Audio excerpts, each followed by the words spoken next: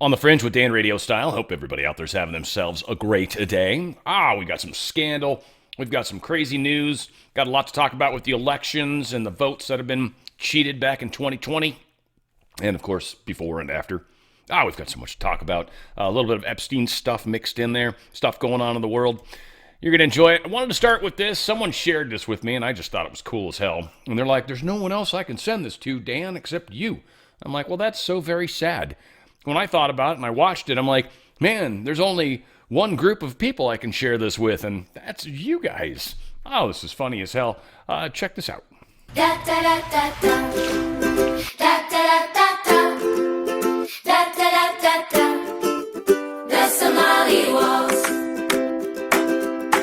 In Mogadishu, Minnesota, you might have heard there's quite a load of money missing, new millionaires, all the kids are leering in fake daycares. The Somali waltz, the Somali waltz, it's the same old song. The Somali waltz, it's sad but true. They're screwing you, dancing to the Somali waltz. Play your cards right, you could be governor. And if you need a green card, marry your brother. With liberal judges on the take, there's no fear of justice while they shimmy and they shake. The Somali waltz, the Somali waltz, it's the same old song. The Somali waltz, it's sad but true. They're screwing you, dancing to the Somali waltz.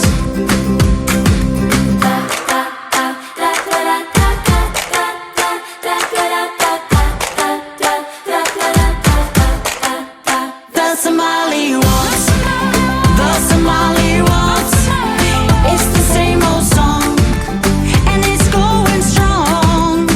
It's sad but true. They're screwing you, dancing to the Somali waltz.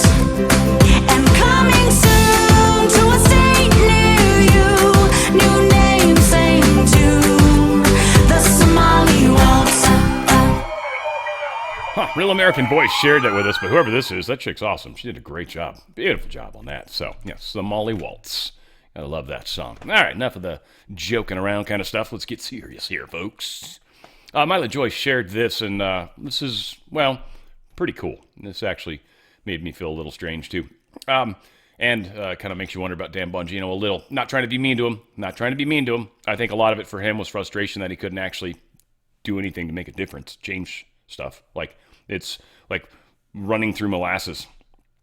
All that said, Pete Hegseth's salary was an estimated $2.3 million in 2024. His new salary is $256,000. Janine Pirro made $5 million in 2024. Her new salary is $198,000.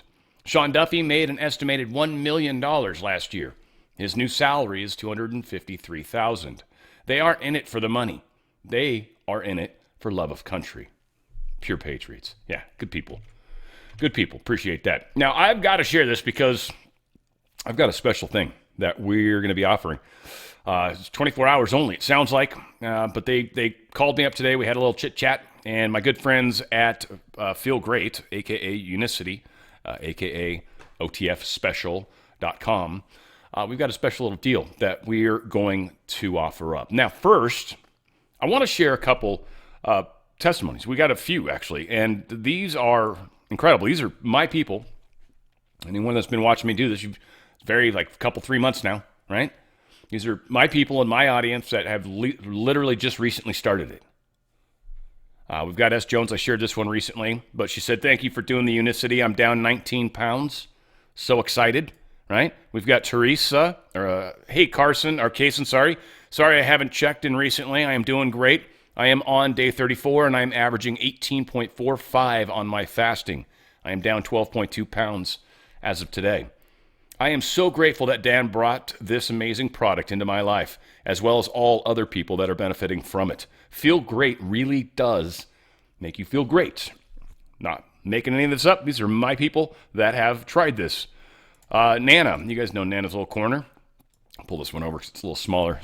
Hey, Dan, I went to my primary doctor today. Oh, my God, I'm so excited. I just made a video to post about it, but I haven't posted it yet. I did Nana's News tonight and talked about it there. So she's got a 9-minute video where she's talking about it. She got her A1C number down to 10.5.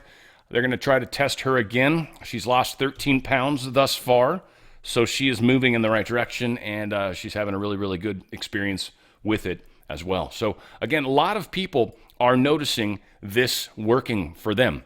I notice it working for me. I finally tried the balance, and it's amazing. It's a thick gel, and the recommendation is you once you get it mixed up, like immediately drink it and pound it and chug it. You don't want to like wait on it because it'll thicken more as you wait.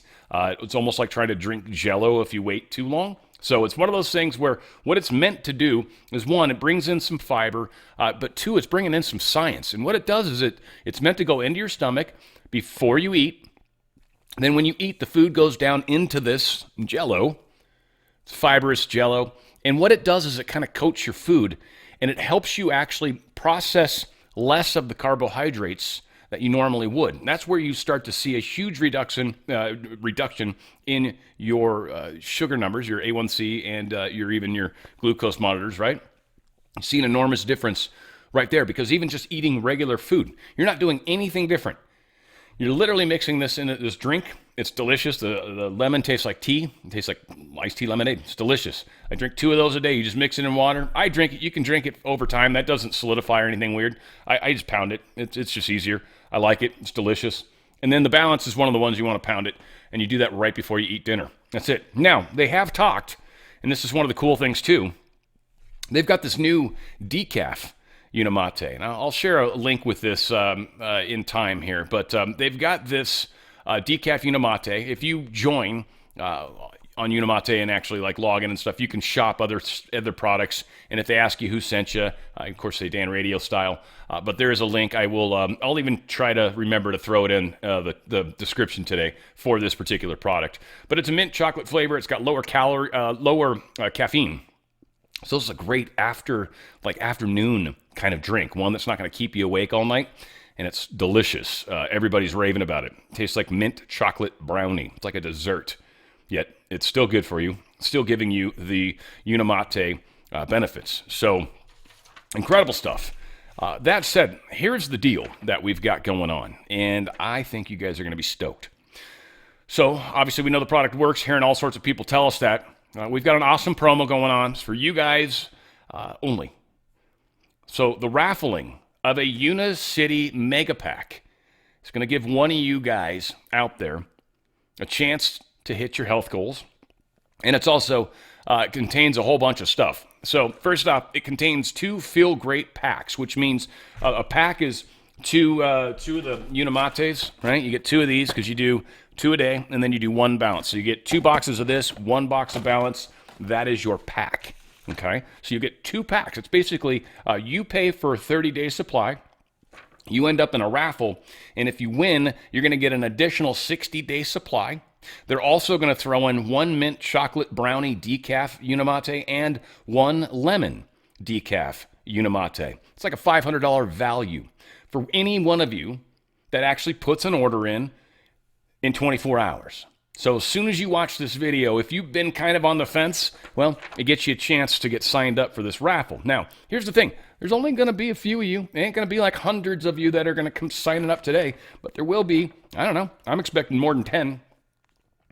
But everyone who purchases a Feel Great pack for the first time within the next 24 hours will receive 1 entry into the raffle. Now, here's the fun part.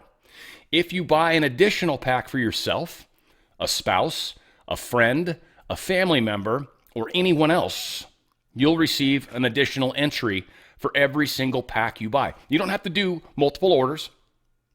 If you get like 3 packs, three packs, essentially 9 boxes, that's 3 raffle tickets. So this is an awesome deal for any of you guys that have been straddling the fence and are like, crap, might as well. It's worth it. Everybody's raving about it. This is making huge differences. People are losing weight. They're feeling amazing, and it's actually helping deal with our issues with our food, right? We've got so much insulin resistance. It's an amazing product. I've spent probably longer than I should, but I love this product. So otfspecial.com, otfspecial.com, and I should have a link below in the description box for the specific, the brownie, the decaf brownie. So I'll throw an extra link in there, and that'll actually already be tied to me, so you shouldn't have to fill anything weird out. All that said, amazing products, and they've got a sweet deal going on for you guys. Go to otfspecial.com, otfspecial.com, and you will be amazed at how you feel. And I'll tell you what, feeling great's exactly what it is, especially if you have some of this dessert going on. Yeah, so check that link out. I'll provide that in the code below. Oh, they actually did give me the... All right, cool. I just managed to copy the link, so that's definitely in the description below for this Unicity, and it ties straight back to the OTF account. So that's, of course, who you want to say sent you, OTF, not Dan RadioStyle. Nonetheless. So, all right, we got a lot of crazy to talk about here. Sedition to start with, because this is frankly what we're heading out of. But the sedition, the conspiracy, all this stuff. Johnny Midnight shares this. Democrats' Intelligence Committee staffers turned whistleblower testified under oath, exposed that while sitting in classified meetings, Adam Schiff and his buddy, Eric Swallowwell, approved leaking classified information in an effort to trigger a special counsel or select committee in Congress to overthrow the United States government. Literally trying to get a special counsel or something that would literally cause Trump to be removed. They were literally trying to create and leak information for that purpose. That's illegal. It's very illegal. We also got this. Rep. Barry Loudermilk just implied that a member of the J6 Unselect Committee may have been involved with Arctic frost. I'm going to play this one. Check this one out. What are we to make of the Chris Wray era? What do you make of the Chris Wray era now that you've seen so much of this weaponization evidence? Right. The Chris Wray era was totally political. It was political warfare. And one of the things I'm interested in finding out was just how broad was Operation Arctic Frost. You know, we're starting to uncover some things there. There may be some evidence out there that this extended all the way into Congress, that there was investigation and political weaponization against members of Congress that may even have ties with the Select Committee on January 6th. And so we're looking in that direction because I think there may be something to this idea that Arctic frost spanned much further than just within the executive branch and with Donald Trump. And so this was a complete weaponization on political bias. If you can't defeat someone at the polls, if you can't defeat a Republican at the poll, then you totally destroy that individual.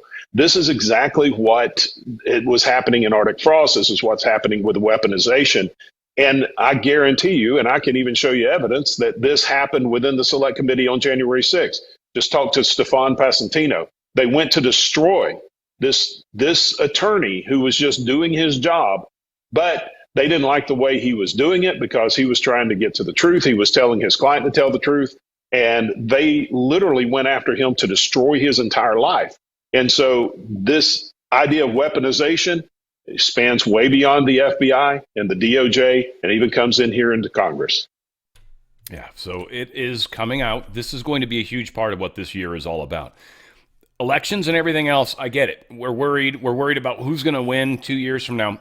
That's really missing the point. Also getting stuck on a lot of these other little side stories and holes. Ultimately, what it's coming down to is the conspiracy that happened, the cheating in the votes. All of this needs to come to everyone's attention. The normies need to hear it. That is going to destroy the parts of the uniparty. Essentially, uniparty people are going to be exposed and destroyed. Epstein's helping with that. All this stuff with the vote is helping with that. All this stuff with the Arctic frost and J6 is helping with that. Donald Trump retruthed this. January 6th was a setup. Destroyed exculpatory evidence. Inserted fictitious audio into J6 video. Avoided key witnesses like the chief of Capitol Police. Removed Republicans from the committee. Televised hearings on prime time to influence the public. It was a giant, made-up piece of nonsense.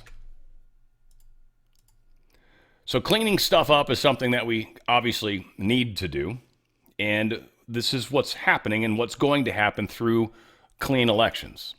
I kind of want to sort of preface, but we've got some interesting news articles around this. Mike Netter posted this. Breaking, new poll revealed as President Trump continues his aggressive mass deportation policy, his highest approval rating by far is with Hispanic voters. There is a message in there somewhat about the real nature of illegal immigration from the people who know more about it than anyone else.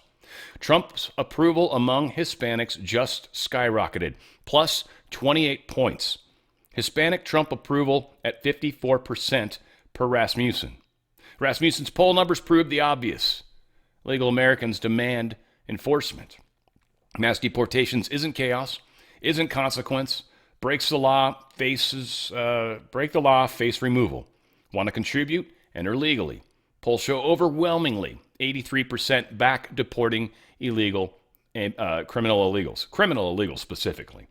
Illegals too, a lot of people. The number's surprisingly high there too. So the fake news is ridiculous. Everyone knows that. Hopefully, at least in my audience who's listening to me. If you're new to my audience, yeah, guess what? News media is lying to you. That shouldn't be a surprise, but it is. So this is interesting. Now, the term Hispanics can mean a lot of different people. Cubans can be a part of that, obviously. But there's people that have come here legally. They don't like the idea of people skipping in front of them. Also, one of the things they're most proud of when they become citizens is they get the right to vote. That comes with citizenship. You get the right to vote when you become a citizen. If you are not a citizen, you don't get to vote. You don't get a say. We don't give a shit what you think. Come in legally. We'd love to hear from you. We'd love you to be a part of this country, but you're going to be like everyone else that immigrates here legally. You're going to become an American, and you're going to be proud to be an American. You'll have American flags in your house. You'll wear patriotic colored clothing, red, white, and blue to be specific, on the 4th of July. You will love this country, and you will go in and vote legally with pride. You're not somebody that's here from another country, brandishing their flag wherever you go, wearing their colors wherever you go, claiming to be from that country, but here, oddly, no. Very different. And most people don't support the illegal component. That's not immigration. That's illegals coming here and stealing our resources, frankly. Maybe not 100% of you, but a lot of you. Feds have charged 158 anti-ICE agitators with federal crimes in Minnesota. I'm sure they're going to let them, like 80% of them walk. But they've busted a bunch. Interesting statistic that's out. Ohioans, they have a 1.13% chance of being abducted by aliens, a study finds. Now, I mean, to put that in a stupid way, like if you went out 100 times, one of those times is very likely you're going to get abducted. I mean, you got a 1.13 chance. I mean, really, that's not how those statistics actually work, but to simplify it greatly, a 1% chance, though. That means of the 100 days that you just went out in public, not paying attention, got earbuds in, you're walking, whatever you do, one of those days you might just have someone pull over with a panel van and pull you right into it or whatever they do. It's crazy. So yeah, they are ranked 21st in the nation for alien abduction odds. Good job. Good job, Ohio. Proud of you guys. It's got to be 21st at something, I guess. We got some voting stuff to talk about. Good news, bad news, everything in between. I think it's mostly good. Donald Trump truth this Elon Musk post, and he was sharing this skiff article. Cool. I just wanted to make sure I didn't have it open separately. So essential to stop fraud in elections. The skiff was saying, Elon is right. Banning mail-in voting is critical to avoiding fraud in our elections. During the 2020 election, Pennsylvania sent out 1,823,148 mail-in ballots, but received back around 2.5 million mail-in ballots. This accounts for Biden's fraudulent and impossible 682,000 plus vote spike, which were counted with no observers and were all for Biden, which magically just happened to be enough to steal Trump's almost 700,000 vote lead in Pennsylvania before swing states shut down counting locations at the same time to steal the 2020 election. PA's own Secretary of State website then wiped the 2.5 million mail-in ballot number after the total number was questioned. Trump won the 2020 election in a landslide. I think we've actually got this right here. Check this out. Our team has looked at these systems, and there are a dozen ways to interdict the voting process in these issues, whether it's mail-in ballot manipulations. They can scan and allocate votes, blank votes, whether it was the 70,000 votes left in the back room. There's just lots of ways to interdict these systems. So with that, I'll answer any potential questions. Thank you. Next panel, please. Could I just Yes, sir. ask him to clarify one or two things? When we look at this Pennsylvania fixing the vote chart that they all have, could you explain at the very beginning what that line means, Biden injection? So at the very beginning of the chart, where there's a circle that says on election day, what that indicates is there is a spike in loaded votes, 337,000 plus or minus some votes that were added in there in one big batch. So that was an anomaly in the reporting. Normally you would expect to see a smooth curve going up, not any big spikes. That's kind of what Greg was talking about, the anomalies of loading and uploading those votes. So that big spike that occurs there is a prime indicator of fraudulent voting. And that's 604,000 votes in 90 minutes, is that right? Correct. This is 337 votes, 337,000 votes in that period of time? Yes. And when you look at this entire curve with all these spikes, can you calculate how much of a vote that accounted for Biden and how much for Trump? Close to 600,000. I think our figures were about 570 some odd thousand that all those spikes represent over time. For Biden? Correct. And how much for Trump? I think it was a little over 3,200.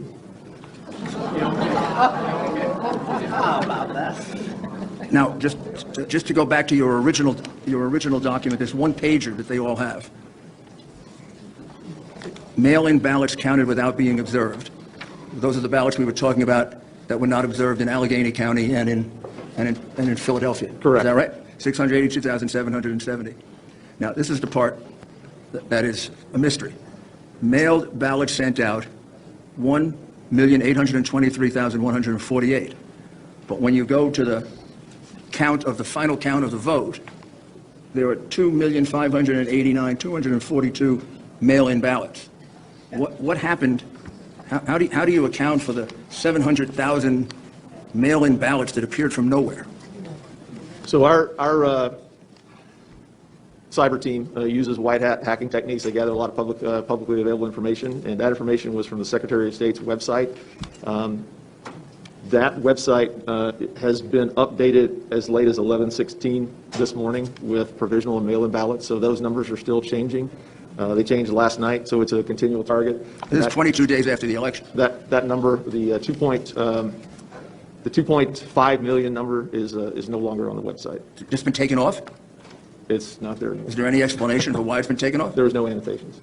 But has there been a change made in the 2,589,242 mail-in votes that have been counted in the total vote? I'd have to check the Secretary of State's website as of. And could you also after check and see, 11/16. is there any change in the 1,823,148 ballots that were sent out? The mail-out ballots number seems to be holding steady. And was there any other method of producing ballots other than sending them out? Not that we're aware of, unless as previous witnesses have testified that the potential for multiple ballot counts. So ballots could have been. Have you ever counted gotten a twice. chance to examine any of these ballots? No, that would be part of the forensic process. One suggestion, whoever does the analysis is using paper and ink analysis with a micro photo spectrometer. That would analyze the ink on those ballots to see if they were mass produced. So in addition to the 682,770 ballots that were entered without a single inspection of any kind, there also appear to be something like 700,000 ballots, mail-in ballots, that were never sent out, that were counted. There are noted discrepancies in the That's a Secretary of pretty State's big report. discrepancy. Something a lot of people don't know, just most people don't know, is photocopy machines have a unique identifier. Not just the machine itself, everything's got a MAC address and stuff like that, which is probably tied into its unique identifier. But printing done with those, or copies made, there is telltale signs. Exactly what it was printed from, and when, and how. There's a lot of little interesting things that they can forensically tell from looking at some of these ballots. And I don't think they realize it. Obviously, the powers that were do. That's why they're freaking out about the fact that they took those 656 boxes from Fulton County. So, again, more and more crazy is happening. We got some more whistleblower action talking about electronic voting machine changing votes overnight in Nevada. I'll hopefully get this to load up. There we go. Let's fire this up. Check it out. Clark County technical employees came forward completely independent of each other and explained that they discovered that the number of votes recorded by voting machines and stored on USB drives would change between the time the polls were closed at night and when they were reopened the next morning. In other words, votes were literally appearing and disappearing in the dead of night. When we attempted to verify the integrity of these voting machines, we were allowed only a useless visual inspection of the outside of a USB drive. We were denied a forensic examination. Finally, Yeah, they can't let us see it. They can't let us know the truth, right? And it's funny, it's like, for them, it's like, yeah, but that's like 5 years ago, 6 years ago, man. Why don't you guys just move on? It's like, no, we need to prove what you all have been doing. Otherwise, it's going to make it impossible what we're about to do. You see, if we can show that you've been doing this every 2 years, essentially, or every single election, most likely, but that you've been continuing this process, well, it's very important that we establish a baseline. And everybody knows Trump won the 2020 election and that it was stolen. We all watched it get stolen in front of our eyes. Dr. Jan, election advocate, has put this out. Said, thank you, DNI Gabbard, and thank you, AG Pam Bondi. Do not return Fulton County ballots and election documents to Fulton County until they have all been copied, reviewed, and investigated. Too many questions to answer. Missing ballot box tabulator tapes. Unsigned, non-certified tabulator tapes. Missing ballot images. Altered ballot image files. Missing SHA files. Missing memory card data. Missing absentee ballot envelopes. Thousands of double-scanned ballots. Thousands of double-counted ballots, and more than 700 minus 656, which equals almost 50. There's 50 boxes of election documents that Fulton County did not provide to the FBI. Where are those? Where are those 50 boxes? What's in those? So there is way too many questions. Now, this is a big part of why Tulsi Gabbard was there. This was a national security issue. This wasn't just a regular FBI raid. This was a national security raid. And see, courts have different powers when it comes to that. It's not being broadcast to us, but courts have different powers when it comes to something like national security. DNI Gabbard being there it validated it. It made it real. It made it legit. Rep. Nancy Mace announced she had filed an amendment to Save America Act to accelerate the bill's voter ID requirements so they would apply to the elections beginning November 1st, 2026. The legislation introduced by Rep. Chip Roy and Senator Mike Lee is expected to receive a vote in the House this week as an updated version of the SAVE Act. We'll see if it comes through. Here's Speaker Johnson talking about the SAVE Act and the nonsense going on with the deep state. Support because it is just common sense. Americans need an ID to drive, to open a bank account, to buy cold medicine, to file government assistance. As is noted by the leader, you even need an ID to attend events of most Democrat politicians and even the Democrat National Convention. So why would voting be any different than that? They can't answer that question. And so they come up with all these crazy excuses of why they can't support it. They've attempted so many arguments to oppose the passage of this simple legislation. First, yeah, they do make up a lot of stuff. So we're seeing it play out, and they're just going to end up looking like tards in the end. We see it coming. President Trump saying Republicans need to win in a landslide. Check it out. Can you beat history on these midterm elections? Carry the House and the Senate for the GOP. Can you do it on the economy? Do you need more communication? Do you need more marketing? Do you need more help? I mean, the numbers are on your side. The question is, does the public know this? Well, you know, we have a fake news that doesn't get the word out. That's why I love doing an interview. We get the word out. But so you ask a question. In 50 years, a president that's won, even a popular president, somebody that's done well. I'm popular and I've done well. I mean, I think we have the greatest economy actually ever in history. Now we have the hottest country anywhere in the world. That's said by everybody. We have the hottest country in the world. I guess I have to sell that because we should win in a landslide, and we'll do everything we can to do it.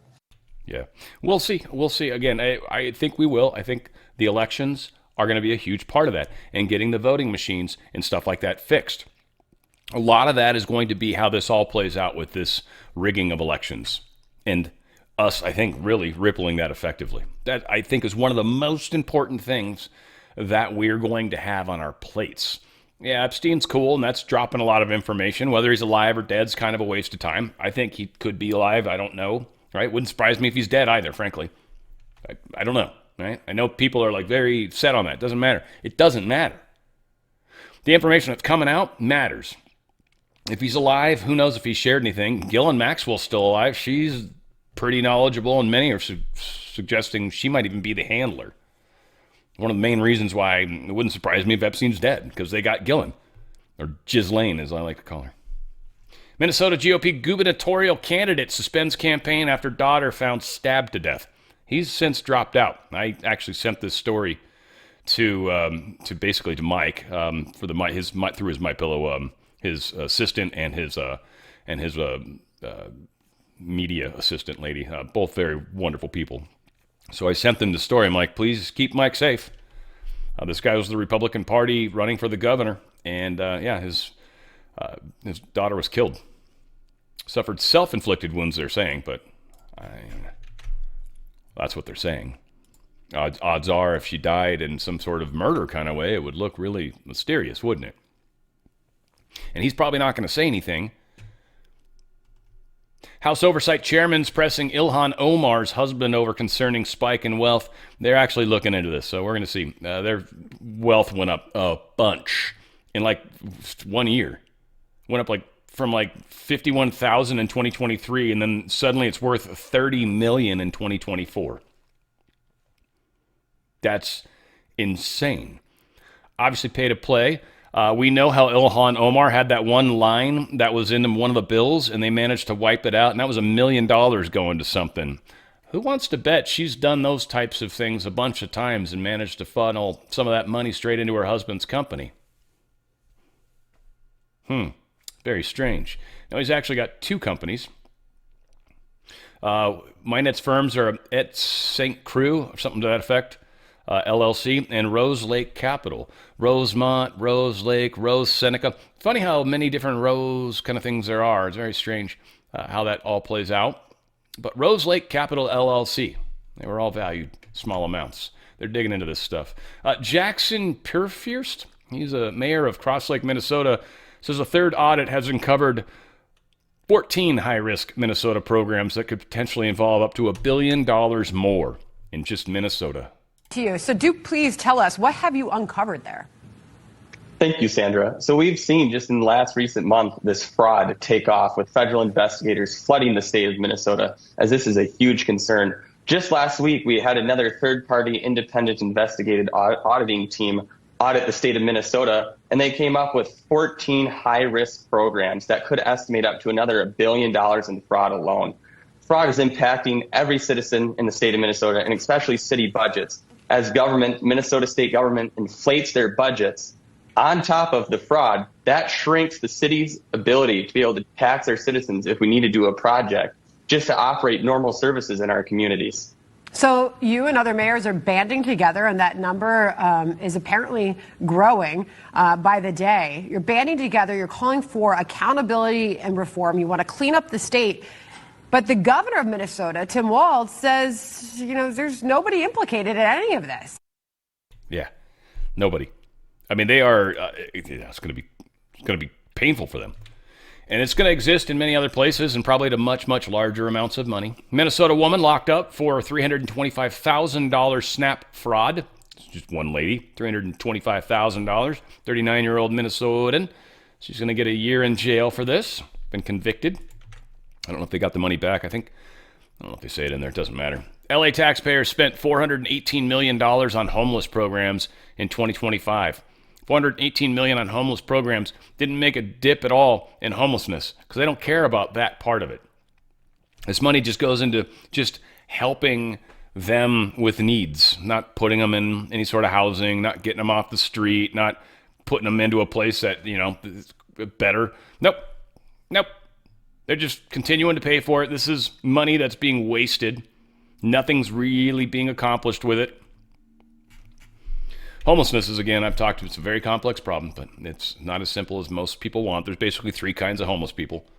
It's literally one that wants to get off the street, and then you've got crazy and drug users that just, they're going to probably die on the street. That's just, they don't want to get off. You could literally put them in a house, and they'd be like that one, I don't know if you guys heard the story about that kid that used to be some Nickelodeon star or whatever the hell it was. And one of his co-stars found him on the street and put him in a hotel. Dude ended up trashing the hotel. Trashed the hotel. Judge Tracy Davis just cut in half a 65-year recommended prison sentence for rapist kidnapper. She portrayed him as a black victim.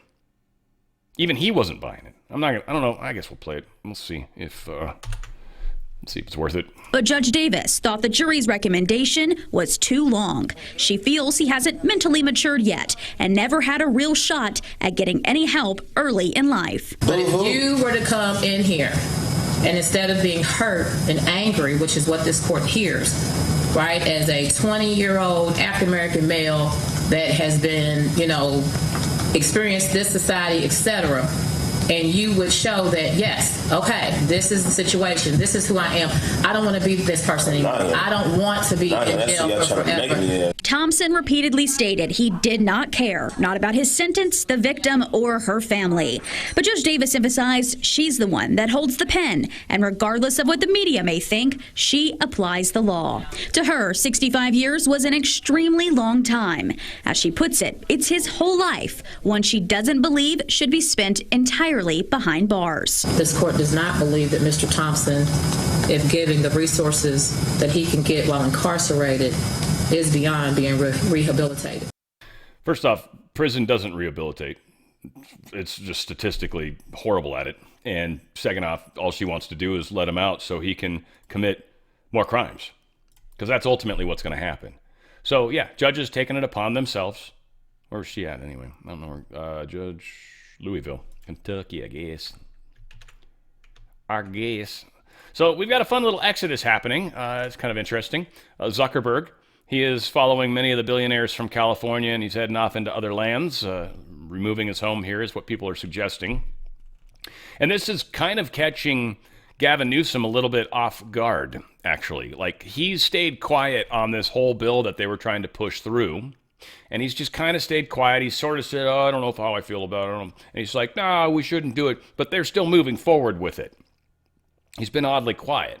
And because of that, many people are literally losing. Now, one of the statistics that's been put out is with Zuck's move to Florida, California's total taxable wealth from billionaires has plummeted to well under $1 trillion from over $2 trillion just a few weeks ago.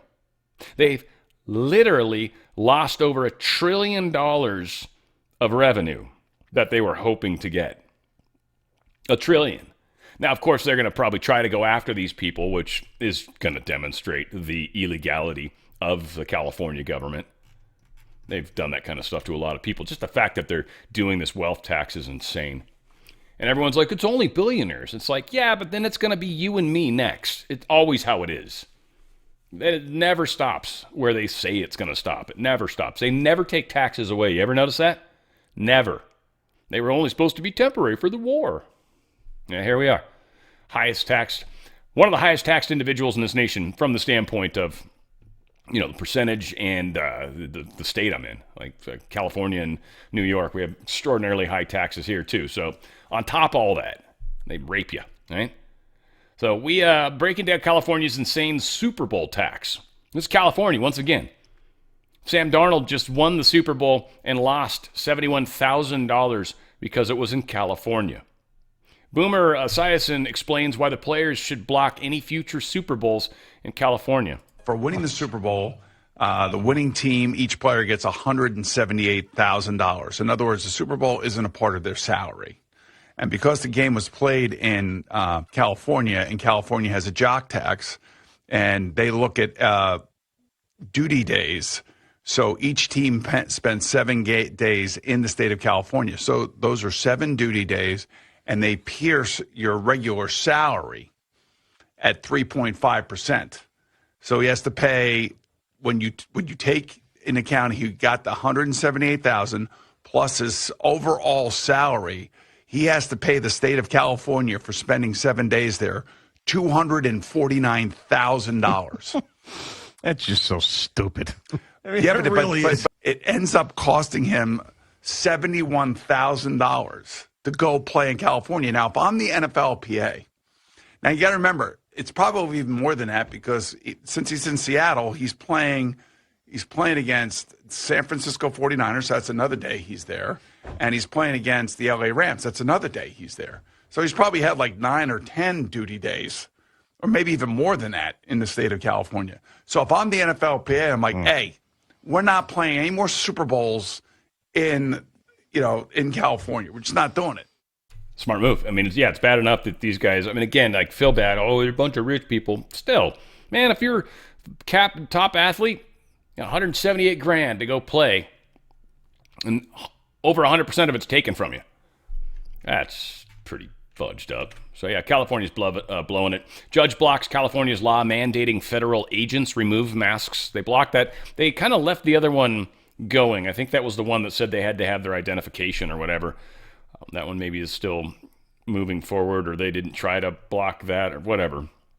But agents are being doxxed. California's losing a lot of these lawsuits, big time. Apparently, Tren de Aragua is becoming dominant cartel in Mexico City. That's something to keep in mind as we likely start to move towards these groups. And this is a big part of, I think, some of the issues we're having in this country right now is it's not that there's Mexicans here, that there's a lot of criminal Mexicans here as well as other countries. Those people got to go, especially the ones that are tied to gangs and gangbangers. And so we're going to see some craziness start to play out. A little bit of Epstein news. One, an email. This is regarding Bill Clinton. We don't know who it's from. We don't know who it was to. We're assuming it was, this bottom one is from Andy K. This is the one everyone's kind of tripping on down here. Hi, so-and-so. I know the former President Bill Clinton made 32 plane trips to Jeffrey Epstein Island. Is there any reason why he is not being interviewed and charged? Regards, Andy K. Now, again, I don't know how he knows that. Maybe it's true, maybe it's not, but interesting nonetheless. Howard Lutnick explains his relationship with Epstein while he was planning a meeting. I'm going to go ahead and play this because everyone's trying to play him up to be a bad guy. Again, a lot of people, just because they went to the island doesn't necessarily mean they're pedophiles. Here's an example. I think you may disagree. Why did the Epstein files show you coordinating a meeting and planning a visit with Jeffrey Epstein on his private island in December 2012?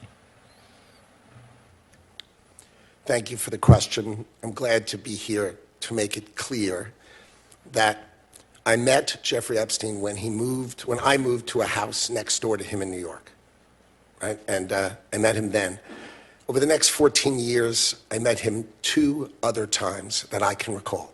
2 times. And that is none for 6 years. So 6 years later, I met him. And then a year and a half after that, I met him, and never again. Probably the total, and you've seen all of these documents, of these millions and millions of documents, there may be 10 emails connecting me with him, probably about 10 emails connecting me with him over a 14-year period. I did not have any relationship with him. I barely had anything to do with that person, okay? Secretary Lutnick, I think you understand the root of concern here. It's the way you described very emphatically your first encounter with him in his apartment, said you were disgusted, would never have any contact with him again.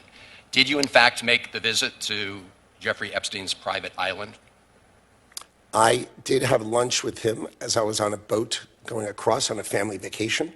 My wife was with me, as were my 4 children and nannies. I had another couple they were there as well with their children, and we had lunch on the island. That is true, for an hour, and we left with all of my children, with my nannies and my wife, all together. We were on family vacation. We were not apart. To suggest there was anything untoward about that in 2012, I don't recall why we did it, but Mr. Secretary, again, as I said, there's not an indication that you yourself engaged in any wrongdoing with Jeffrey Epstein. It's the fact that you believe that you misled the country and the Congress based on your earlier statements, suggesting that you cut off all contact when in fact you had not. When you visited the private island, did you see anything inappropriate during that visit? the only thing I saw with my wife and my children and the other couple and their children was staff who worked for Mr. Epstein on that island. And you realize that, you know, this visit took place after he had been convicted, right? I mean, you made a very big point of saying that you sensed that this was a bad person in 2005. And then, of course, in 2008, he was convicted of soliciting prostitution of a minor. And yet you went and had this trip and other interactions. Did you have a dinner in Epstein's New York City home in 2011? No. So the information that suggests that there was a dinner with Woody Allen and Woody Allen's spouse at the Epstein residence, there's nothing to that, is that right? I actually don't know what you're referring to. There was, look, I looked through the millions of documents for my name, just like everybody else. And what I found was there was a document that says that I had a meeting with him on, in May, I think, for an hour at 5 o'clock. Okay. Not dinner or otherwise, for an hour at 5 o'clock. All right. There's also a reference to the fact that Epstein had expressed an interest in meeting your nanny. Do you know whether Jeffrey Epstein ever met with your nanny? No, I saw that. I had no idea what that was about. It had nothing to do with me, No as far as interaction I at know. all with him on that? No, as far as I know, no. Would you, Mr. Secretary, be willing to ensure that the file is complete to share with this committee and the Congress your own records, any records you have that relate to Jeffrey Epstein? I will surely talk about that. I hadn't thought about that. I have nothing to hide. Absolutely nothing. Again, I mean, I was expecting him to do better on that, but I also wasn't aware of how much crap they had against him. We'll see. I don't know. I like him. Makes me think of a number of strange things. One popped up, Godlewski. Anybody listens to him or is listening to him, it's like the same thing. The dude's convicted pedophile, right? So that, granted, he's trying to get that expunged, and I'm not trying to be a dick to him. It's just an example of someone that's extraordinarily popular that people still listen to.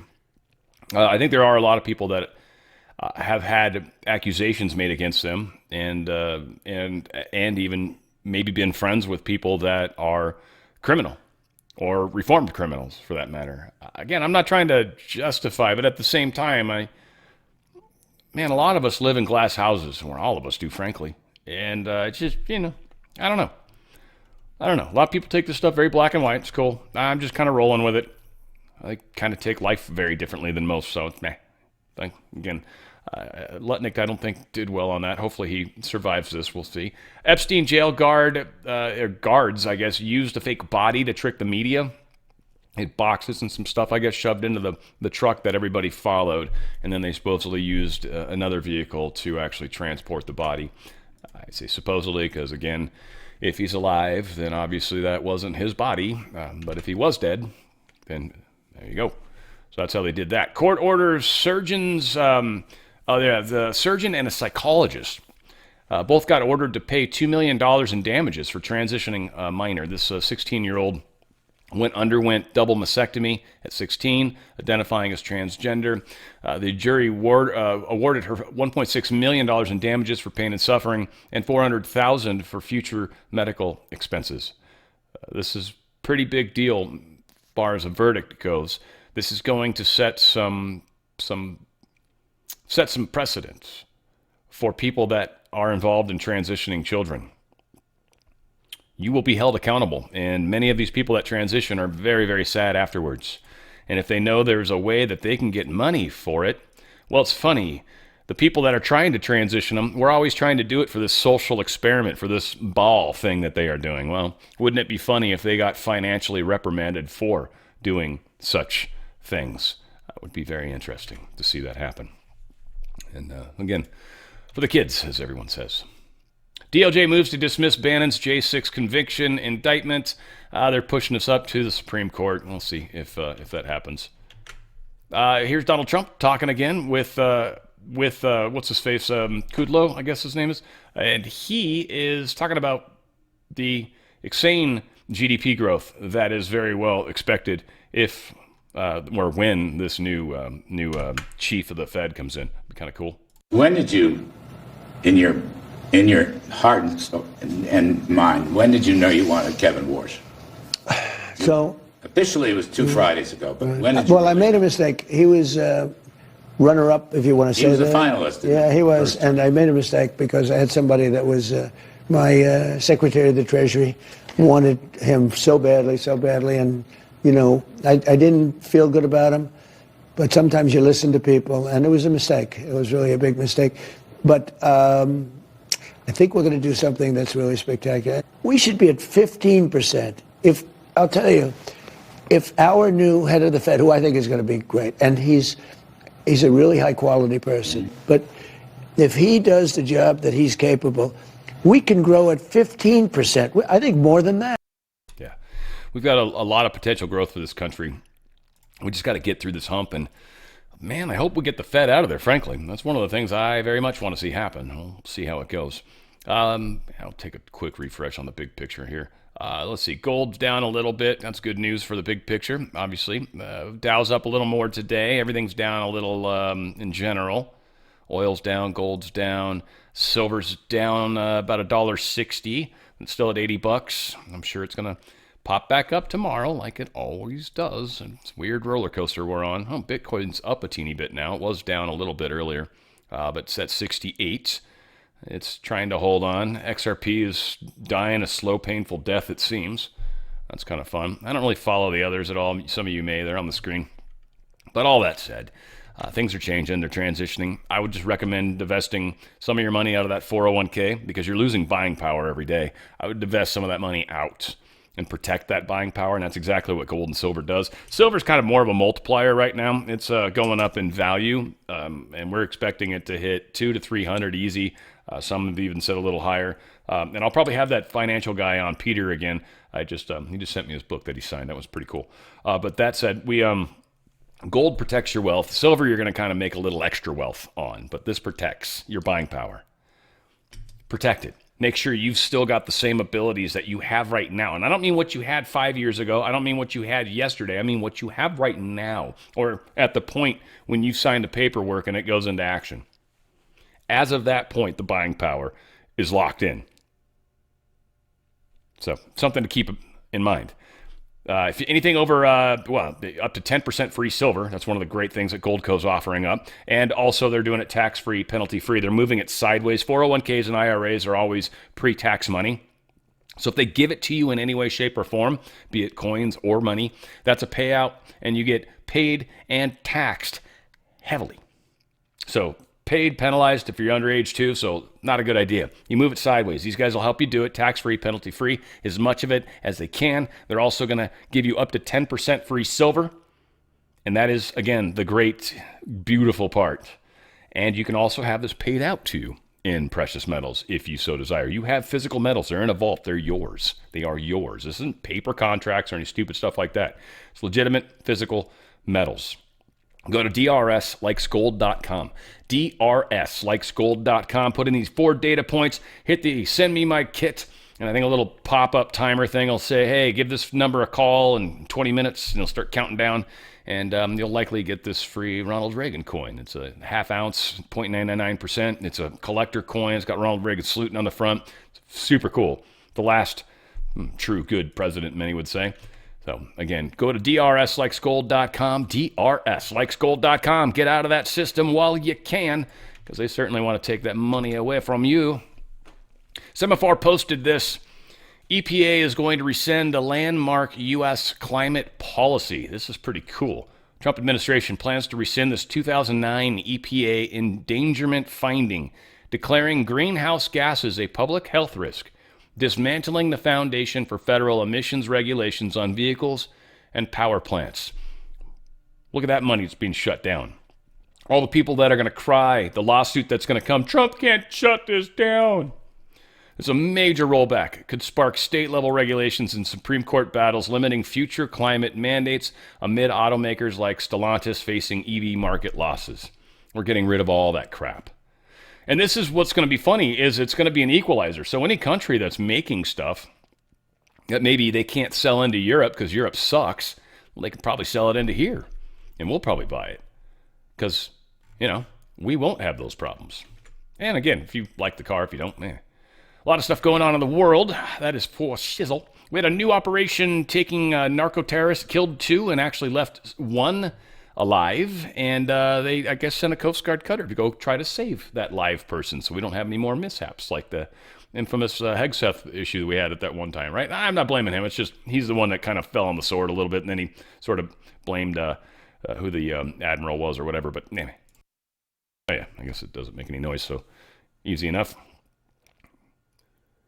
I always trip on the parts they blur out. I don't understand why they're blurring stuff. What is being shown? That is, and normally it's a little small square. I always figured it was the targeting reticle, but that time we could see that. Though it didn't seem like it was accurately lasing at that place. Whatever. U.S. military is hunting down boards another vessel. This is in the Indian Ocean, guys. This was the one that ran away. Do you guys remember the one they were gonna board? And it ran away? They found it. They caught up to it. They took it. Yeah, they took it in the middle of the night, too. Supposedly nobody was hurt or anything like that, but they took it in the middle of the night. This is the last one they took. This was a different ship, I believe.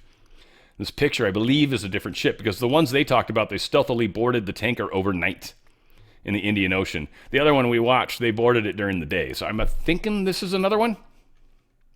This article, I think, does a very poor job with the images and this post. The Achilles. No, this can't be when you guys got it, because that's the freaking daytime. They're like an overnight attack. How do you call it?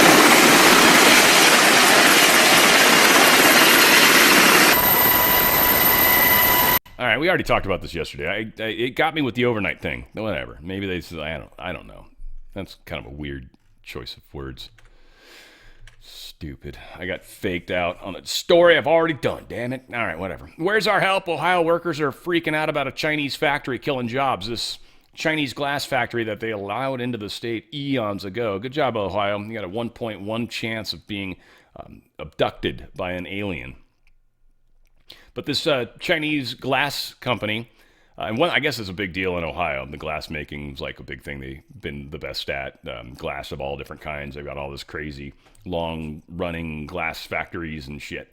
This Fuyao is what I want to call it. It's probably Fuyao. It's a glass company. China has been subsidizing it. So the Chinese government is giving this company money so it can undersell everybody here in the United States. Now, what's funny is, this is hopefully going to stop, and we'll see what happens, but what's interesting is what Canada's doing, and you'll kind of tie the two together, but here's Trump's truth kind of in regards to that. He says, as everyone knows, the country of Canada has treated the United States very unfairly for decades. Now, things are turning around for the USA, and fast. But imagine, Canada is building a massive bridge between Ontario and Michigan. They own both the Canada and the United States side and, of course, built it with virtually no U.S. content. President Barack Hussein Obama stupidly gave them a waiver so they could get around the Buy American Act and not use any American products, including our steel. Now, the Canadian government expects me, as President of the United States, to permit them to just take advantage of America. What does the United States of America get? Absolutely nothing. Ontario won't even put U.S. spirits, beverages, and other alcoholic products on their shelves. They are absolutely prohibited from doing so. And now, on top of everything else, Prime Minister Carney wants to make a deal with China, which will eat Canada alive. We'll just get the leftovers. I don't think so. The first thing China will do is terminate all ice hockey being played in Canada. No idea what that's about, but I can't wait to hear somebody that's got a good theory. It's going to remove all ice hockey being played in Canada and permanently eliminate the Stanley Cup. The tariffs Canada charges us for our dairy products have for many years been unacceptable, putting our farmers at great financial risk. I will not allow this bridge to open until the United States is fully compensated for everything we have given them. And also, importantly, Canada treats the United States with the fairness and respect that we deserve. We will start negotiations immediately. With all that we have given them, we should own perhaps at least one half of this asset. The revenues generated because of the U.S. market will be astronomical. Thank you for your attention to this matter. I don't know if they charge them to cross this. That's probably like a toll bridge of some kind, huh? So they're going to own both sides. They charge tolls both sides. That's what he's talking about. So going back into Canada, they'll charge you from America. And going into the United States, Canada gets to keep that money. Trump's like, we should get one side of that. I love what Trump's doing. America first. Canada, we'd love to make you our part of us, frankly. I'd rather for any of my Canucks out there, love you guys. Absolutely love my Canadian people. Your government is fucked, but we love you guys. Mystery biotech explosion kills 8 in China. Company legal rep was apparently arrested. Nobody knows exactly. It's in Shanxi as the company's name in northern China. So, yeah, 8 people were killed. They said it was... It's not necessarily doing anything like illegal that you would think, but I don't trust anything that comes out of China. So nobody really knows what they were making there. Somewhere in here.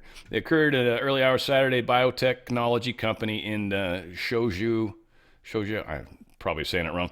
Anyway, I don't want to say all these words that I can't say, but at 9:30 a.m. Sunday, cause of the incident still under investigation. That's in the mountainous area, more than 40 kilometers from the country seat. It just seems like they were probably making weird shit out there. I don't trust anything they're saying. Oh, we don't have anything crazy there. Yeah, you probably did. Makes me wonder how this explosion happened, whether it was sabotage, whether, you always want to conspiracize a little. I do anyways. Could have been an energy weapon. We could have just been messing with China a little bit. I wonder how that happened. China's like, I bet the U.S. was behind it. Maybe. King Charles III ready to support police investigating his brother. Yeah, the Epstein stuff. So we'll see what happens. Dirty bird. A lot of dirty birds out there in England right now, especially in thumb up butt Keir Starmer. Ooh? Yeah, that guy. U.S. to fund free speech initiatives in Europe. Trump officials are revealing this. It's kind of funny. We're actually going to spend money in Europe to talk about free speech. We're literally going to propagandize Europe about free speech. Think about that. That's what that stupid U.S. radio bullshit was always supposed to be about. So maybe that's what he's doing, and that's where the money's coming from, because they wouldn't let him shut it down completely, I think. So I think Carrie Lake's still got a job over there. She's like, all right, if we're going to be forced to do this, we're going to piss off the deep state with how we do it. So much fun. Now, they're about to try to shut down Twitter. Spain has already done it, I believe. I got crazy stuff going on. We'll see how it all plays out. Macron is reopening direct discussions with Putin. They're just trying to interfere with the peace plan. They're trying to get in close with Putin so they can make sure that Ukraine and Europe's interests are looked out for. Putin knows that it's United States is what it's all about. Russia knows if they wanted to more or less take over Europe, they probably could. I mean, the army, the people on the ground part would be tricky. But they would probably ultimately destroy them with missiles and stuff like that. It would be brutal, like if that's what Putin wanted to do. It's not what he wants to do.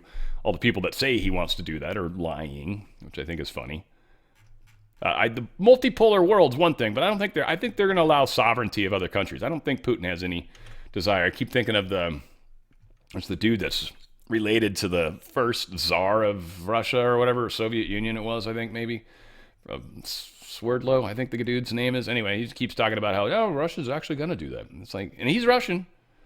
But I actually think he's full of shit. I think the dude is so full of shit. That's all. Not trying to be a dick to Swerdlow, but he's so many things. A few things, totally. But that he's spreading all sorts of misinformation. It's probably on purpose. It's possible that the U.S. is going to be adding our nuke arsenal back to England. Apparently that was taken away from them during Obama. Isn't that funny? 17 years ago, interestingly. So Barack Obama withdrew all of our nuclear weapons from England. Isn't that interesting? So we've always had this pretend good relationship. Not sure why we took away their nukes. That is really kind of strange. But whatever. They're working out this deal where they're going to eventually let them get back out there, especially with the 12 F-35s that they have ordered from us. So that is expected to happen, I want to say, like by 2030 or something silly like that. It's like a little ways off. So it wasn't like, it was cool, but it wasn't that cool. I don't know why it's not jumping out at me. Meh. Something to that effect. I read these articles, I swear. Iran's offering to dilute their enriched uranium if the U.S. will lift all the sanctions. They're really, really, really hell-bent on not giving up their missiles. That seems to be a big deal, but again, Trump, the art of the deal, is about you go big, always, and then you negotiate back. So now they're willing to let us, essentially, or to dilute, which I don't know if we'd trust that. Again, trusting Iran, or Israel for that matter, or at least Netanyahu. I mean, they're our best friends, but Netanyahu's, he'll start a war if he feels like he wants to start a war. I mean, we know that. Guy's got no qualms about it. They say there's a ceasefire, and he pointed a gun at me, so we shot him. It just seems to happen a lot. So I don't trust either side, frankly. But Washington's demanded Iran relinquish its stockpile, estimated last year by the UN, which I can't imagine we can trust them either. But their nuclear agency said there is 440 kilograms of enriched uranium up to 60% fissile purity. It's a small step to actually go from 90%. Many would say, it seems like that would be harder. It's actually not. It's much, much harder to get to like the 5%. And then it gets surprisingly easier to get it up further. So it's one of those things that's extraordinarily hard to do up front. And then as you get more and more pure, it actually becomes easier and easier.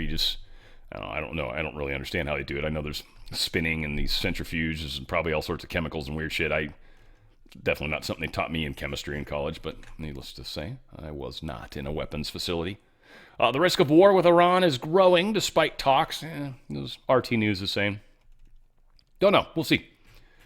We got a lot of stuff out there ready to go.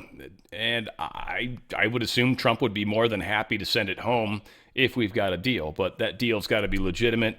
My guess is we might take out some of their facilities if they don't. Like, if we have an idea where this stuff's at, we might just take it out and remove the ability for them to have any nuclear material. We were going to dilute it. Not anymore. And if we only do a very precision strike and don't actually harm anyone else, the rest of the Arab world's probably not going to freak out. We'll see. Again, contentious times. Verizon, they're going to face an FCC probe for turning over the GOP lawmakers' phones to the Smith character without fighting it. It was an illegal search warrant, and Verizon's like, yeah, here they are. So, yeah, they're getting sued, which is cool. It's probably Lindsey Graham behind that, I'm sure. At least he can get some money from somebody. Google versus China's cyber weapon. Interestingly, China had infiltrated a lot of Google products. And they put this proxy malware in there, and they're supposedly, Google's hoping to get rid of it.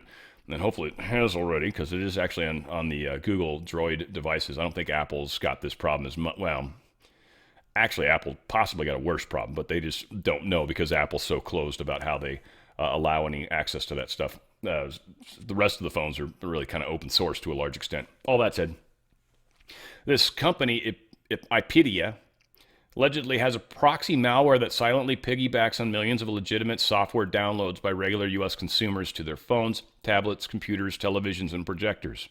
The internet bandwidth of these and other victims is then rented by such proxy networks to malign state actors, criminals, and others seeking to use the internet anonymously.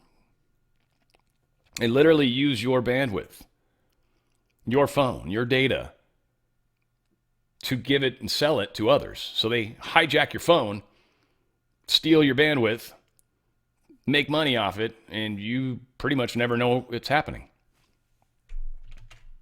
That's some crazy stuff. Hopefully that's going to go away soon. New images for this Nancy Guthrie thing. Kash Patel put these all out. And again, yeah, I don't know. We got a moving one here too in a second. But this supposedly is the guy. Well, it's got guy written out. You look and see facial hair, it looks like, which might be one of the things that gets him in trouble. They've got eyes on camera too, though the lighting likely making it hard to do true facial recognition, but they've got a lot of face there. I'm surprised they aren't able to do better. This might be something that's meant that you can't really see the ears, so it might be tricky.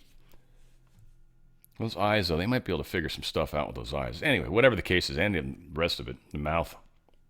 We do have, like I said, I think a little bit of image down here, movement anyways. So this is, I guess, him walking up. And then he knows to block the camera with his hand while he tries to mess around with stuff. But it's weird is he's not really good at it. So it's kind of strange.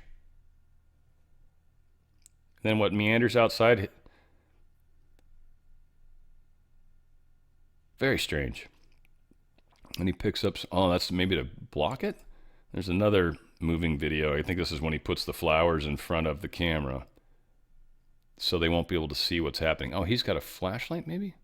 Trying to blind it with a flashlight, and now he's actually managed to cover what I assume is the Ring doorbell. Or some camera, security camera. He's trying. I don't understand why he can't just black it out. Paint, tape, something. How is this any different than just putting tape over it? It doesn't seem very well thought out, kind of, right? Like, it's a camera. You can see the camera. You're monkeying around with it, and you're trying to put flowers over it.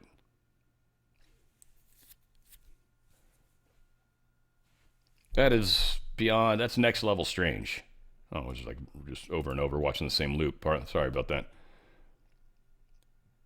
So yeah, they got, it's a weird guy. There's this FBI former agent saying that it's extraordinarily dark around this house. Zero light pollution pretty much. So a lot of people wondering what's going on. They haven't contacted the family again, or anyone for that matter, since the $6 million ransom deadline passed, came and went. They still have no proof of life, and they don't even know if this was legit. This is so much strangeness around this. I don't know, peoples. And this is kind of cool when it comes to UFO disclosure, though I don't like the lady that's interviewing him. It was her 100 million years ago. I actually liked her back then, but then as I've had the privilege of knowing of her through others, she's a piece of work. That's all I can say. All that said, she's one of the biggest UFO investigators out there. And here's William Tompkin talking about some pretty wild, crazy shiz. But you do know that reptilians and Draco, the blood sacrifices, the whole Luciferian thing, the kids being killed and eaten, that humans have been eaten and taken off planet, et cetera, and used for slaves and other colonies, etc. I hate to say that, but that's far worse than what you've just said. It's far worse. Yes, far worse. Far worse, yeah. And that the whole blood situation is it's unbelievable, and right. I don't know how we say that to the public. I don't know how.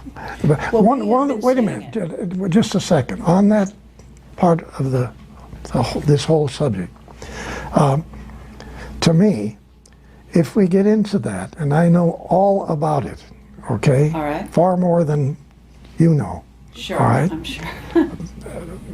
When we get into that, if we release it, 70-80% of everybody that listens to your program is going to say, you're smoking pot. I don't believe that, and I don't believe anything you people talk about on extraterrestrial. And it's going to kill what disclosure is trying to do. That's my opinion. You know the pedophilia is starting to be exposed everywhere. You know that much is coming out. Oh, yeah. But you know the part that I don't want to talk about. I hear you. Okay? Yeah. The thing that's hard for a lot of us is this is one of the main reasons why many of us got engaged and involved. And so it's the thing that we want to talk about the most. Problem is, it's the thing that is so highly polarizing. It's the hardest thing for others to believe. If you're talking to somebody and you're trying to get them to believe something that they're so far away from, what you want to do is grab belief structures that are a lot closer in proximity to where they are currently than something that's way the hell out here. So be careful when trying to find common ground with people. Jumping straight to the pedophile acrome is not a good approach. Kind of funny point that Will Tompkins is making there. All that said, I'm not surprised with the individual and the direction, and I don't want to get into all the stories. All that said, if she ever ends up on my show, I'm just telling you this publicly, guys, and I'm going to have to explain it if it's going to happen. I'll eat those words, God forbid, but I'll need a damn good reason. But if I ever have her on my show, expect to see me on Dancing with the Stars, like that week. Like my career's over. Like I've done something horribly wrong along the way where I need her on my channel. And I failed somewhere. Guys, we got a lot happening. Things are changing in the world. That's all I can say. We need to help with the elections. We've got to get our elections secure. And I think continuing the Epstein stuff is going to continue, and it's getting people closer to the pedophile stuff. So maybe find that as a common ground. The Epstein stuff. Well, there's all these Epstein files that are coming out, and he had a lot of underage women there that were, 15, 16, and they were doing all sorts of illegal stuff, right? That's a step in the right direction. Maybe even kind of bump into Disney and some of the weird Nickelodeon stories that seem to be coming out. A lot of these things will lead in the direction you'd like to go. Jumping straight to the acrome pedophilia. That's a tougher stretch, is all. And you're going to catch far fewer flies with vinegar than you will with honey. So try to honey it up as best you can, and you will do the most hope that's possible. Always keep in mind your audience, guys. That's a big thing. When you're rippling, if you're just randomly rippling out to the bigger world, and you're actually hoping to find people that will find it and engage with it, you might want to try to narrow it down a little bit, or like I said, try to find a little more of that common ground, get people talking about that, and then you can maybe try to steer into if you'd like, or you can do an extended show or whatever, but just something to keep in mind. We're changing the world, guys. People are waking up. It's a trip how slow it's happening, but you guys are the leading edge of this wing. I'm leaning on all you guys. I love you all. Where we go one, we go all. It's on the Fringe with Dan RadioStyle.